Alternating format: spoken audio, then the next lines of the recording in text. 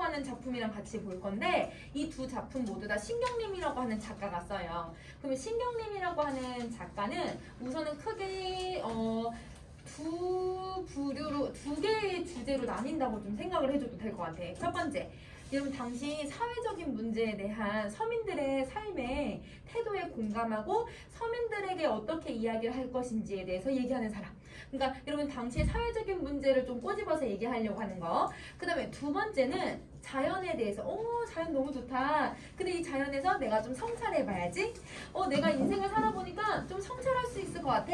인생에 대한 성찰을 조금 노래를 많이 해요. 그래서 지금 신경림 작가는 모의고사에 거의 여러분 1, 2, 3학년 거에 거의 매년 한 번씩은 꼭 나오는 작가라고 생각을 해주면 돼. 그래서 오답률이다. 출제 비율이 윤동주가 제일 높고 그 다음에 여러분 이제 김소월, 그 다음에 뭐 이렇게 순서가 있는데요. 그 중에서 여러분 탑 10에 드는 작가이기도 해요. 그래서 이 경향을 조금 기억을 해주면 좋을 것 같아. 그 두 가지 작품 다 볼 거야. 자, 여러분 농무를 한번 시작을 해보자.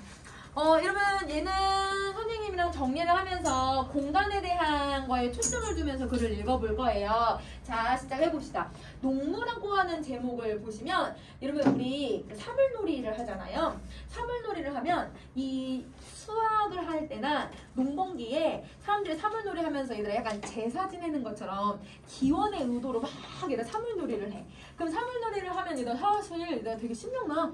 얘들아 막 신이 여기다 깽깽거리고 이렇게 하니까 신이 나니까 여러분 뒤에 사람들이 지나다니면서 같이 막 춤도 추고 음식 해 나눠서 먹고 이렇게 할 때 하는 그 춤을 농무라고 표현을 해요. 그럼 이 농무라고 하는 애는 농민들한테는 되게 어떤 의미를 가지고 있냐면 이거를 잘 풀어내면 여러분 농사가 잘 될 거야. 내가 이거를 잘 해내면 우리 이제 농사 수확 잘할 수 있을 거야 라고 하는 약간 기원적인 의도로 춤을 춰요. 그러니까 여러분 이 농무라고 하는 건 농민들에게 있어서 자 농민들에게 있어 의미 있는 행위야. 그냥 얘들 춤추는 게 아니야. 얘네들한테는 의미가 있고 농민들이 아니라 농민들에게 있어 의미가 있는 행위. 이렇게 정리해주면 될 것 같아. 농민들에게는 너무너무 의미가 있는 행위예요. 그래서 여러분 이 농무를 내가 바라볼 수 있는 수도 있고 아니면 농무를 내가 출 수도 있는 거라서 시적 대상이라고 바로 우리가 단정 짓기엔 좀 어려울 수 있을 것 같아. 그러면 우린 지문을 읽으면서 시적 대상 한번 찾아보자. 징이 울린다. 막이 내렸다. 그럼 여러분 사물놀이 해보신 적 있어요? 선생님 이제 어렸을 때 4학년 때부터 6학년 때까지 여러분 사물놀이를 했었는데 여러분 초등학교 때 사물놀이를 했었는데 맨 처음에 이제 장구부터 시작하고 그 다음에 이제 5학년 때는 부세 꽹가리 부세를 하고 그 다음에 여러분 이제 6학년 때는 상세 약간 나름이다 이제 업그레이드 진급을 계속 하는 거지. 그래서 여러분 약간 업그레이드가 되긴 했는데 여러분 요거 할 때 우리는 이제 상세나 부세나 꽹가리를 치는 사람들이 주도하는 거는 맞지만 그런데 여러분 뭘 하냐면 항상 여러분 징이 시작을 알리고 징이 마무리를 해. 그러면 여기서 징을 딱 얘들아 치고 나서 그 다음에 막이 내렸다라고 했으니까 농무가 끝났다라는 걸 보여주고 있는 거네. 그러면 여러분 여기서는 끝남의 이미지를 보여주고 있고요. 이 끝나는 이미지를 여러분 지금 어떤 이미지를 가지고서 표현을 하냐면 두 가지 이미지를 찾을 수 있을 것 같아. 징이 징 울렸어. 청각. 그 다음에 얘들아 아래로 내려와. 하강의 이미지를 사용해서 그래서 여기서는 청각의 이미지와 그 다음에 여러분 하강의 이미지를 사용해서 끝났다 라고 하는 것을 보여주고 있는 거죠. 자, 오동나무에 전등이 메어 달린 가설 무대에 구경꾼들이 돌아가고 난 텅 빈 운동장. 그럼 여러분 이 텅 빈 운동장에 오롯이 그냥 농악물을 쳤던 사람들 그냥 농민들이 그냥 그 자리에 우두커니 서 있는 거야. 그럼 약간 혹시 여러분 그런 거 본 적 있니? 영화나 드라마들에서 연극 배우나 아니면 이제 연예인들이 뭔가 얘들아 이렇게 다 관객들이 떠나간 그 무대를 바라보면서 뭔가 약간 복잡 미묘한 표정을 짓는 그런 영화나 드라마들이 있어요. 그 사람들의 마음은 이거야. 얘들아 막 스포트라이트 다 받았어. 얘들아 조명 다 이렇게 받다가 이제 얘들아 그 무대가 끝나고 나니까 얘들아 사람들이 쫙 빠져나갔을 때 그때 느끼는 그런 뭔가 공허함, 허전함 이런 걸 느끼는 거지. 그래서 여러분 여기서 텅빈 운동장은 화자가 그런 허전함과 공허함을 느끼고 있다라고 생각을 해주시면 돼요. 허전한 마음과 공허한 마음들을 느끼고 있는 거지. 자, 그래서 우리는 분이 얼룩진 얼굴로 학교 앞 소주집에 몰려서 술을 마신다. 그럼 여러분 운동장에서 이런 감정을 느꼈다가 소주집으로 와서 이런 뭘 하냐면 술을 마시기 시작을 해요. 그럼 자, 텅 빈 운동장에서 소주집으로 오게 되는데 근데 어떤 얼굴을 하고 왔냐면 분이 얼룩진 얼굴을 가지고 왔어. 그러면 자, 이 분이 얼룩진 얼굴은 다시 두 가지로 나눠볼게. 첫 번째, 우리 여러분 공연을 하고 나면 공연을 하기 전에 얘들아 화장을 하거나 분장을 하는 경우들도 있잖아요. 그러면 그 분장이 얘들아 땀에 어때요? 다 이렇게 흘러내릴 수도 있잖아요. 그러니까 분이 얼룩졌다는 건 얘들아 분장이 지워진 이렇게 해석할 수 있는 거고, 그럼 첫 번째 분장이 지워진 이렇게도 해석할 수 있고, 아니면 여러분 두 번째는 얘들아 6번까지 한번 보고 선생님이랑 의미 해석을 해볼게. 답답하고 고달프게 사는 게 너무 원통하다. 그러니까 얘들아 내가 막 원통해서 죽겠대. 그럼 원통하다는 건 뭔가 화가 나고 억울하고 막 울분에 차오르는 거잖아요. 그러니까 여기 말하는 분이라는 건 분노가 얼굴에 얼룩져 있다. 분노가 있다라는 걸 해석할 수 있을 것 같아. 분노의 감정을 느끼고 있는 화자의 마음을 얘기를 해주는 거야. 그러면 얘들아 왜 술을 마셨는지 이해되니? 얘들아 물론 얘들아 공연 끝나고 나면 한 번씩 환호해주긴 하지만 근데 이 사람들은 여러분 이런 부정적인 감정을 뭐 하려고? 해소하려고 이걸 술을 마시는 거야. 그럼 선생님 왜 세모 표시를 했냐면 정서를 해소하기 위해서, 이러기 위해서 술을 마시고 있다 이렇게 생각을 해주시면 돼요. 정서 해소.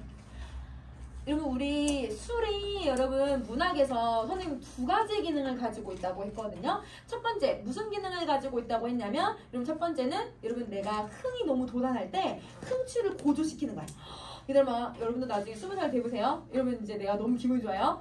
술 한 번씩 넣어주잖아? 그럼 이제 너무 좋아. 선생님 요새 계속 마셔. 그래서 여러분 매일 얘들아 맥주, 진짜 어떻게 선생님 약간 알코올 중독 때문에 어떡하지? 근데 약간 매일 술을 마시거든?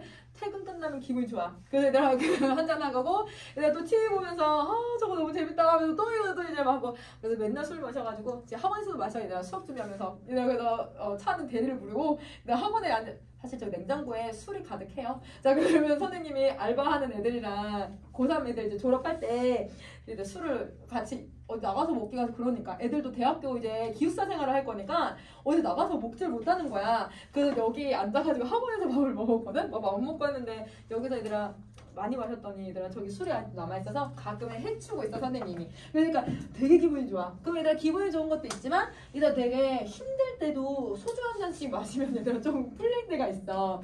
선생님이 이제 주말에는 수업이 쭉 있다 보니까 너무 힘드니까 빨리 자려고 얘들아 술을 마실 때도 있거든요. 그러면 정서를 해소하는 것도 있지만 얘들아 그 흥취를 고조하는 거, 이 두 가지 기능 가지고 있다 이렇게 생각을 해주면 될 것 같아. 다시 술은 근심 해소, 흥취 고조. 이거 두 가지야. 자, 그렇다고 여기서는 흥이 나는 건 아니니까 근심 해소라고 설명해 주시면 될 것 같아요. 자, 6번에 여러분 정서 어떻게 표현하고 있냐면 직접적으로 표출을 하고 있어. 그래서 직접적 표출. 직접적 표출. 자, 7번째 갑시다. 그러니까 얘들아 이걸로 얘들아 술을 마시는 걸로도 해소가 안 되는 거야. 그래서 깽가리를 앞장 세워서 장거리로 나서면 다시 얘들아 사물놀이 사람들이랑 다시 또 바깥으로 나가는 거네. 그러면 여러분 장거리로 소주집에서 이렇게 또 이동을 하는 거죠.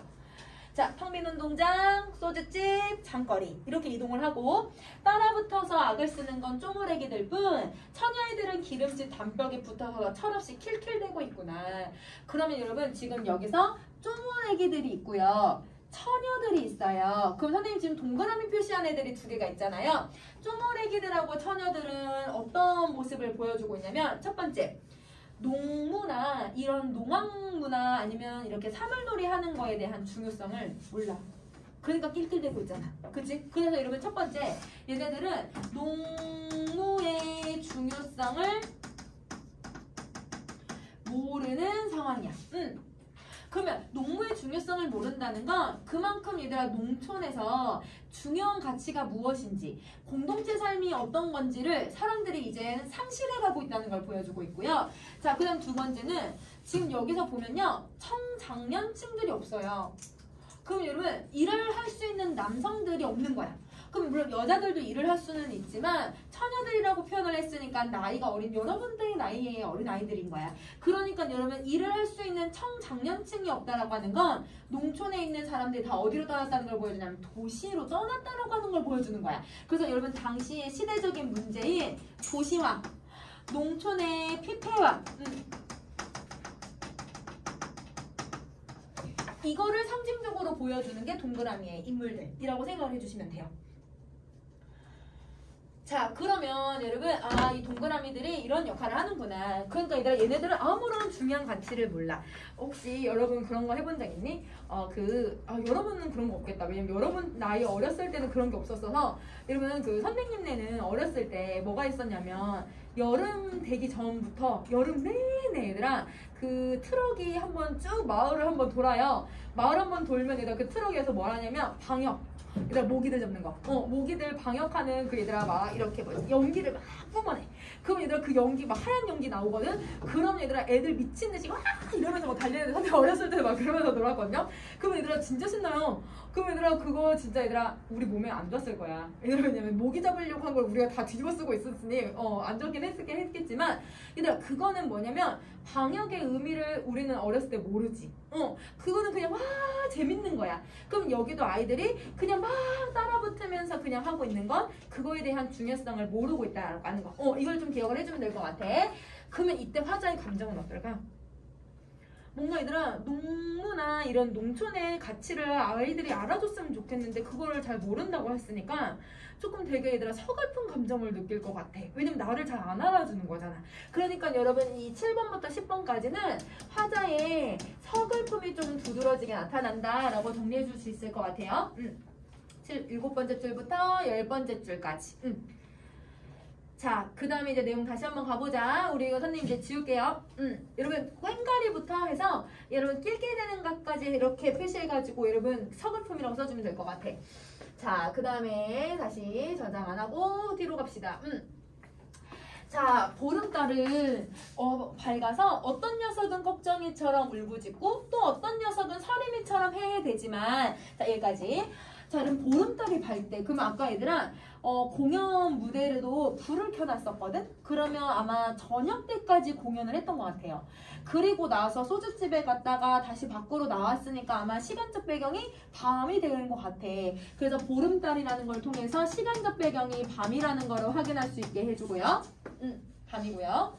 자, 그 다음에 여기 지금 보시면 여러분 우리는 빨리 표현법을 선생님이랑 세 가지를 찾아야 될 수 있어야 될 것 같아. 자, 어떤 녀석은 꺽정이처럼 울부짖고가 사실 하나의 문장이야. 맞니? 근데 그 문장을 의도적으로 중간에 잘라가지고 여러분 넘겨서 행을 표현하고 있잖아요. 이걸 우리 무슨 표현법이라고 했어요? 행간 벌침. 그렇지, 여러분 행간 벌침을 사용을 하고 있네요. 그 다음 줄도 마찬가지. 또 어떤 녀석은 서림이처럼 해야 되지만도 사실 이게 하나의 문장인데 의도적으로 중간에 나눠서 표현을 하잖아. 행간거침을 사용을 해. 근데 자, 행간거침을 뒤에 있는 어떤 녀석들을 강조하는 거라고 했어요? 아니면 앞에 있는 단어를 강조하는 거라고 했어요? 앞에 있는 거, 요거야, 요거. 꺽정이처럼 서림이처럼 이걸 강조하는 거야. 그러면 여러분 꺽정이처럼 서림이처럼이라고 했으니까 무슨 표현법도 쓰이냐면 직유법도 사용하고 있다는 걸 알 수 있게 해주네. 자, 직유법 사용하고 여러분 또 무슨 표현법을 쓰냐면 어떤 녀석은 뭐뭐처럼 뭐하고 어떤 녀석은 뭐뭐처럼 뭘 하고 형식 거의 비슷하지. 대구법도 사용을 하고 있다. 아니면 반복이라고 하셔도 돼요. 이렇게 표현법을 사용하고 있어요. 그럼 다시 정리. 여러분 여기서 그러면 꺽정이처럼 서림이처럼은 보조관념이잖아. 그러면 여기서 보조관념을 얘들아 이제 드러내는 원관념이 누군지를 생각을 해야 돼. 누구를 빗대고 있는 걸까? 지금 여러분 이렇게 보름달에 농악물을 추면서 얘네들처럼이라고 표현을 했으니까 그럼 지금 누구를 빗대고 있냐면 농민들을 빗대고 있는 표현인 거네. 그래서 여러분 이 꺽정이하고 서림이는 여러분 누구를 빗대고 있는 표현이냐면 농민들을 빗대고 있다. 이렇게 정리를 해줄게요. 그러면 이렇게 한번 봅시다. 농민들을 본뜨고 비유하고 있을 때 이거 이제 어떤 의미를 가지고 있는지를 좀 정리 한번 해볼 거야. 자, 여러분 꺽정이 어디에서 나왔냐면 임꺽정이라고 하는 사람이거든요. 여러분 이제 조선시대 때 실제 있었던 인물이에요. 자, 임꺽정이라고 하는 사람과 그 다음에 여러분 서림이라고 하는 사람은 조선시대 때 여러분 임꺽정이 얘들아 뭘 했던 사람인지 혹시 아니 얘들아? 어디서 들어본 적은 있니? 임꺽정은 의적이야, 의적. 그래서 여러분 탕가놀이들의 물건을 빼앗아서 백성들한테 나눠줬어. 물론 자기도 쓰긴 했지만. 근데 여러분 홍길동 같은 사람이잖아. 사람들이 백성들이 막 좋다고 난리가 났어. 그런데 여러분 이게 이제 탕가놀이들만 공격을 하다 보니까 이 조정에서 얘네들을 잡으려고 이제 혈안이 된 거예요. 그러면 이제 서림이는 누구냐면 임꺽정의 오른팔이야. 그러니까 얘네들은 모두 다 당시에 탕가놀이, 즉 당시의 어떤 권력에 저항하던 세력들을 얘기하는 거거든. 그러면 조선시대에 어떤 여러분 민중에 여러분 저항하는 세력들 이렇게 보여줄 수 있는데, 근데 민중들이 왜 저항했는지도 한번 생각을 해봐. 조선시대 때 왜 민중들이 저항을 했을까? 탕가놀이들의 횡포가 너무 심하니까. 그쵸? 그러면 여러분 조선시대에 이 탕가놀이의 횡포에 이거에 못 이겨서 나는 저항을 해야겠다 이렇게 생각을 하고 있는 거지. 그러면 여러분 이 임꺽정하고 서림이는 저항하는 여러분 이 백성들, 그럼 여러분 지금 우리도 사회가 말이 아니잖아. 사회가 너무 힘들잖아. 도시화 일어나고 농촌에 피폐화가 일어나고 있습니다. 이 농민들을 여러분 이런 사람이라고 생각을 하는 거야. 그럼 그런 서민들의 모습을 보여주고 있는데, 그것처럼 울부짖는다라고 하는 건 농민들 중에서도 저항하는 농민들을 얘기하는 거고.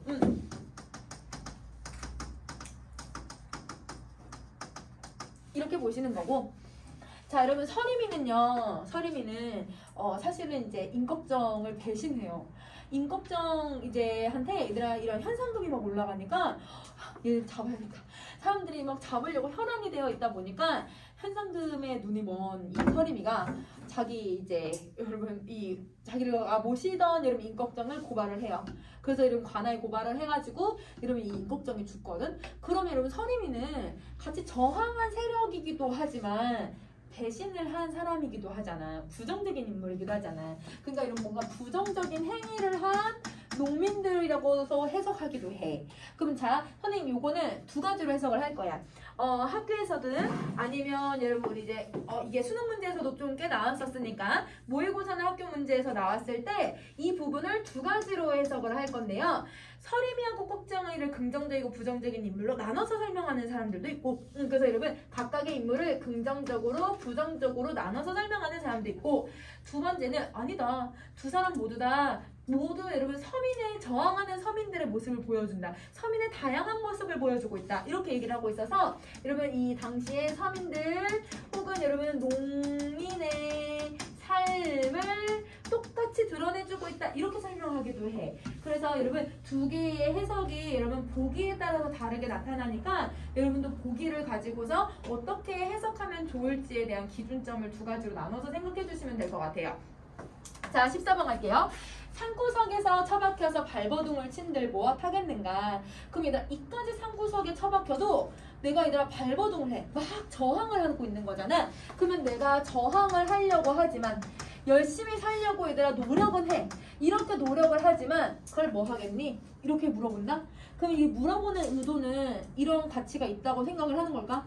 내가 이렇게 발버둥 칠 필요가 없어. 이렇게 생각을 하는 거잖아. 그러면 여러분 서리법을 통해서 뭔가 여러분 자기가 삶에 대한 이런 약간 체념적인 한탄하는 이런 어조가 만들어진다. 한탄의 어조를 만들어내고 있다. 자, 15번째 갈게요. 비료값도 안 나오는 농사 따위야 아예 옆에 내에게나 맡겨두고, 자, 얘들아 비료값이 안 나온대. 비료값도 안 나온다는 건 농사를 지어도 돈이 되지 않는다. 이걸 보여줘. 그러면 이게 당시 농민들이 겪어야 하는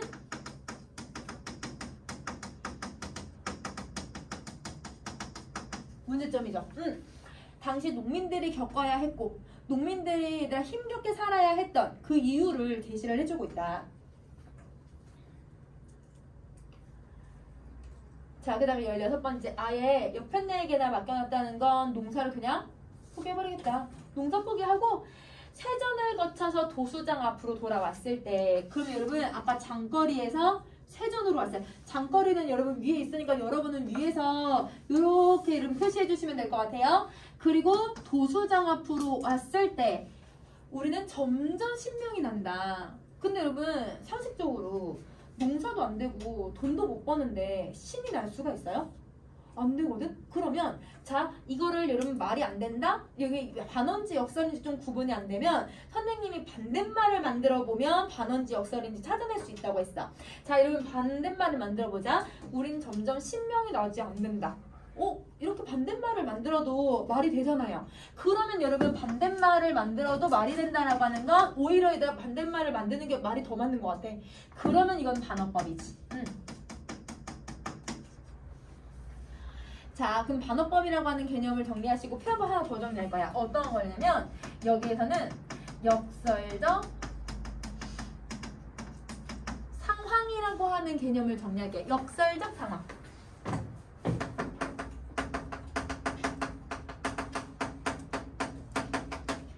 자, 여러분 역설적 상황이라고 하는 건 여러분 역설법이 아니에요. 그래서 여러분 이게 이제 수능에서도 모의고사에서도 한번 나왔었는데 친구들이 역설법이라고 생각을 하고 얘들아 좀 많이 틀렸어. 역설법이 아니야.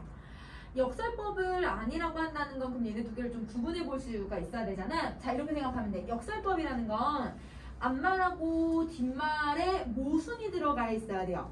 말이 안 되는 상황이라 말이 안 되는 문장이어야 되는 거지. 그래서 이거는 여러분 말이 안 되는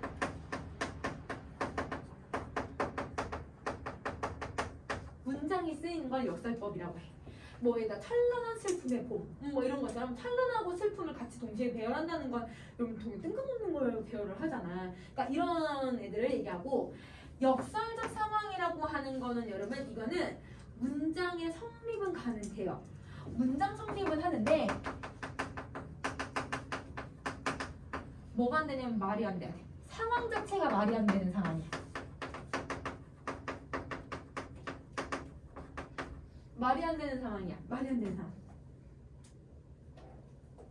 이걸 역설적 상황이라고 해요. 예를 들면 내가 이제 만약에 할아버지 장례식장이야. 근데 할아버지 장례식장인데 얘들아 막 엄청 깔깔 웃어. 그럼 얘들아 우리는 상식적으로 이게 말이 되는데 안 되잖아. 근데 얘들아 어떤 경우도 있냐면 이런 경우도 있어. 할아버지에 대한 이제 옛날 이야기, 추억을 이제 어른들이랑 공유를 하면서 할아버지 옛날에 되게 나한테 뭐 해주셨는데 되게 그때 재밌었어라고 해서 할아버지를 추억하면서 그때 그런 얘기를 하면 그럼 여러분 그때는 사람들이 아 할아버지 맞아 니네 할아버지 그랬었어 뭐 이렇게 하면서 같이 웃어준다? 나중에 또 사람 손님을 또 이제 눈물 나긴 하지만 근데 여러분 그런 경우가 있을 수도 있다는 거지. 그러니까 우리가 상식적으로 생각했을 때 이건 말이 안 되는데 이거는 상식적으로 말이 될 때도 있어. 그럼 예를 들어볼게. 얘들아 갑자기 눈물이 막 나. 너무 슬퍼. 근데 가끔 웃길 때 있지 않니?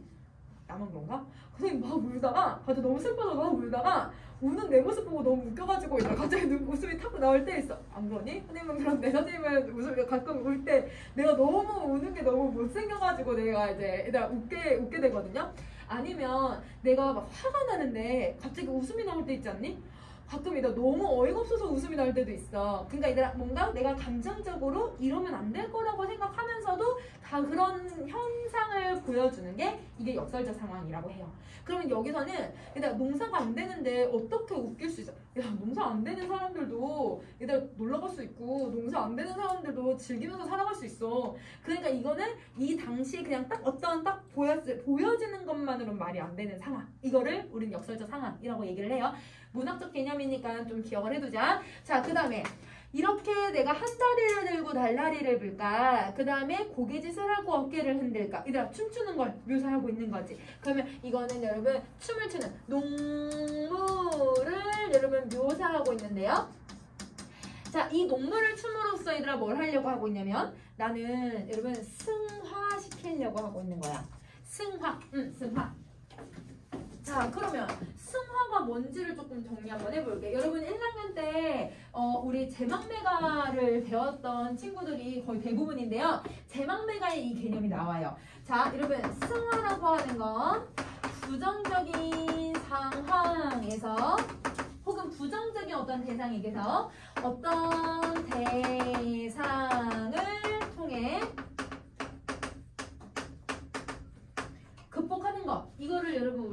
뭐라고 부르냐면 승화라고 불러.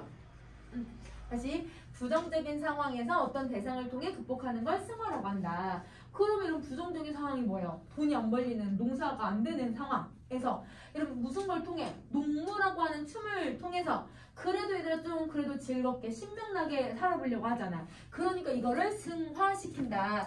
이들이 가지고 있는 감정을 승화시키는 방법이다. 이렇게 정리해주면 될 것 같아. 자, 그러면 여기까지 정리하셨으면 우리 이제 빈칸 하나씩 한번 채워볼까요? 자, 여러분 빈칸 한번 봅시다. 49쪽이에요.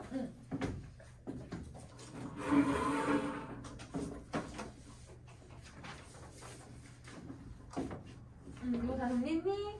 자, 지울게요.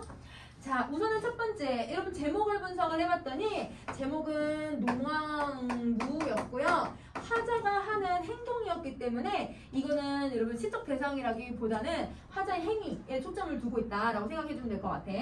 자, 그리고 화자는 여러분 혹시 나라고 하는 1인칭이 있었나요? 나는 없긴 하지만 우리는 있지 않니? 그러면 여러분 우리라고 하는 여러분 1인칭 화자 사용하고 있어요. 자, 그 다음에 여러분 시간적 배경을 보시면 시간적 배경은 아까 보름달이 밝아 라고 했으니까 아마 밤의 시간까지 늦은 시간까지 동물을 추고 있는 모습 보여주고 있는 것 같아. 자, 그 다음에 공간적 배경을 한번 살펴보자. 여러분 공간적 배경은 사실 5개 나왔어. 선생님이 아마 네모피스 5개 했을 텐데. 그러면 여러분 걔는 맨 처음에 여러분 어딜 갔냐면 운동장에서 소주집으로 그 다음에 여러분 장거리로 나섰다가 세전을 거쳐서 도수장으로 와서 돌 때 이렇게 표현했거든. 5군데 나와요. 그죠? 자, 뭘 하고 있냐면 여러분 너무 얘들아 이 원통하고 너무 답답해서 그 답답함을 해소하기 위해서 다시 농무를 추고 있는 상황인 거지. 그래서 여러분 이 농민들이 답답함을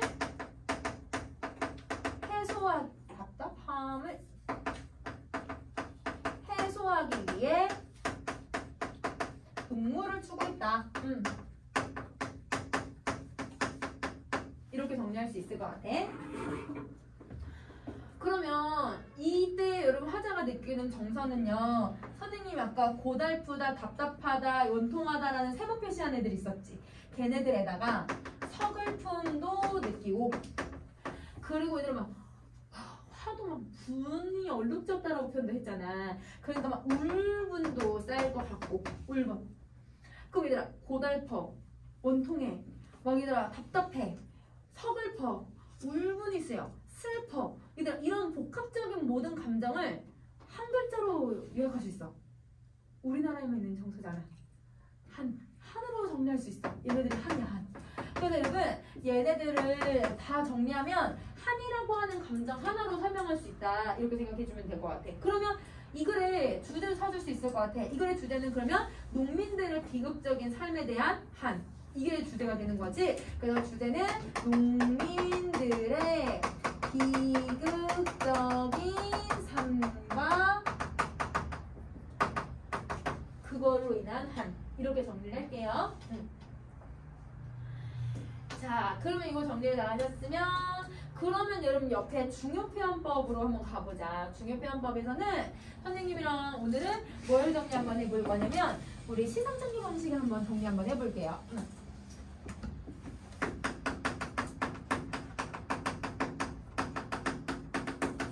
자, 시선정리 방식 한번 가볼게요.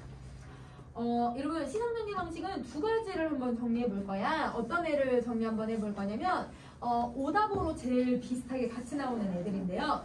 공간의 이동하고 시선의 이동 이렇게 두 가지 정리 한번 해보자. 공간의 이동이랑 시선의 이동. 여러분 공간의 이동은요. 아까 같이 화자가 공간을 계속 변화를 줘요. 기본적으로 화자가 계속 같이 딸려봐요. 그러면 여러분 공간의 이동은 어떤 애가 들어가야 되냐면 화자의 위치 변화가 무조건 있어야 돼. 화자의 위치 변화가 무조건 나타난다.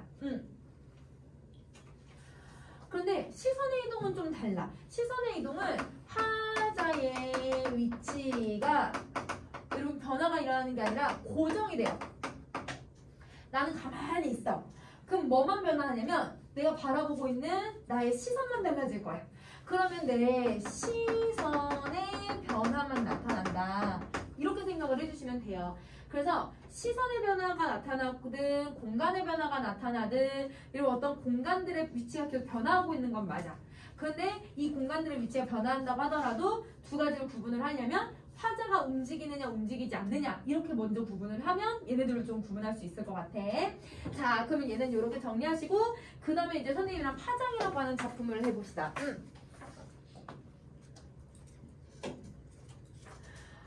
여러분 파장은 여러분 시장이 끝나다라는 뜻이거든요. 그럼 여러분 혹시 5일장 같은 곳에 매일장 말고 5일장 같은 곳에 여러분 좀 이제 여름 말고 한 겨울이나 이런 데는 6시, 7시 정도만 돼도 사람들이 대부분 다 정리하고 시장을 끝내거든요. 그러면 그때 여러분 이 파장에 시장이 끝나갈 때쯤에 사람들의 모습을 한번 정리 한번 해볼 거야. 자, 한번 가보자. 못난 놈들은 서로 얼굴만 봐도 흥겹다. 자, 얘들아, 못난 놈들은 얘들아 얼굴을 봐도 흥겹다라는 건 서로가 얘들아 못났다고 생각을 해. 이게 얘들아 진짜 부정적인 말이라구나. 얘들아 조금 이제 서로에 대한 여러분 애정, 서로에 대한 친근함 이걸 보여주려고 하는 거지. 그래서 여러분 이 흥겹다라는 건 서로에 대한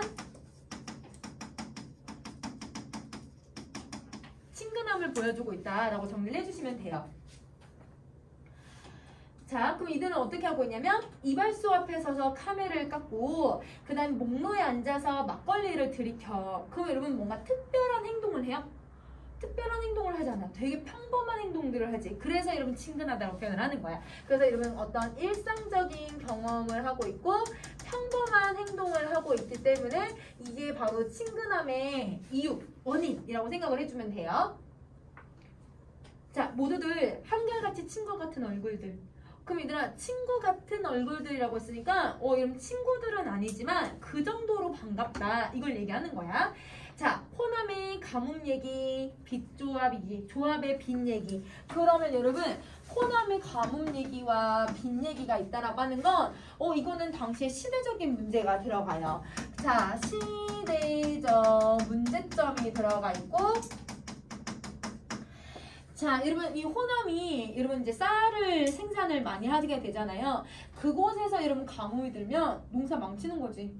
농사 망치면 여러분 당연히 여러분 그 농사를 메꾸려고 빚을 질 수밖에 없고 그럼 농민들은 계속 악순환을 겪을 수밖에 없는 거네. 이게 90년대에 여러분 이 우리나라의 농민들이 처했던 현실들의 모습이에요. 그러면 이거를 이제 배경으로 하고 있는 소설이 이제 여러분 2학년 때 황만건은 이렇게 말했다라고 하는 작품을 통해서 배울 수 있을 것 같아. 그래서 여러분 이런 시대적인 문제점을 서로 주고받고 있구나. 그러면 이걸 통해서 농민들의 삶이 녹록지 않았다라는 걸 보여줄 것 같아. 그래서 여러분 농민들의 고달픈 삶, 농민들의 고달픈 삶이 드러나요. 자, 6번 약장수 기타 소리에 발장단을 치다 보면 왜 이렇게 자꾸만 서울이 그리워지나. 그럼 여러분 갑자기 서울이 그리워진대. 그럼 이 사람이 진짜 서울을 그리워하고 있는 걸까? 아니야. 한 번도 서울을 안 가본 사람일 수도 있어. 서울을 그립다라고 하는 건 먹고 살기가 너무 힘드니까 서울로라도 내가 떠나가야 되나? 걱정인 거지. 앞으로의 삶에 대한 걱정이죠. 그래서 여러분 이거는 삶에 대한 걱정이지. 여러분 이거는 진짜 어떤 그 대상에 대한 그리움을 표현하려고 한 게 아니다. 이렇게 정리를 해줄게.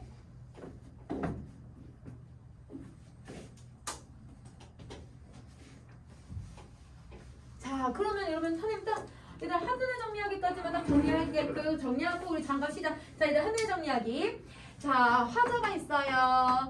그러면 이 화자는 지금 이런 농촌 현실에 대해서 어떤 인식을 가지고 있냐면 긍정적인 인식을 혹시 가지고 있나요?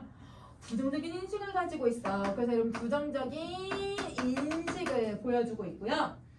그럼 이런 부정적인 인식의 농촌의 현실이 어떻게 반영이 되고 있냐면 요렇게 드러날 것 같아.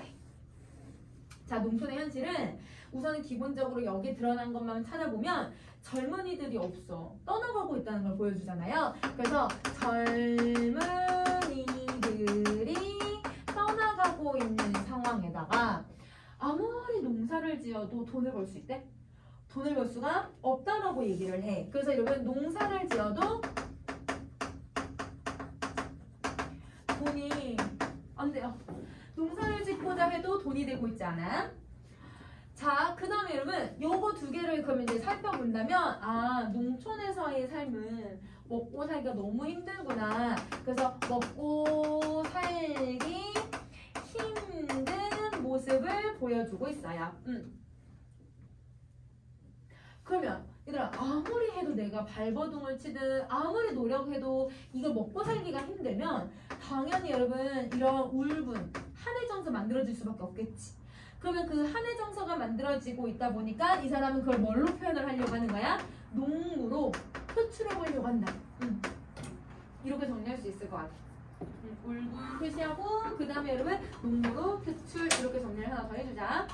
오케이, 그러면 얘는 이렇게 정리를 해주시고 그러면 여러분 현대시는 여러분 선생님이 뒤에 문제 풀어보라고 한 거 있잖아요. 작업을 해봅시다. 얘는 시대로 할게요. 시대로 해봅시다.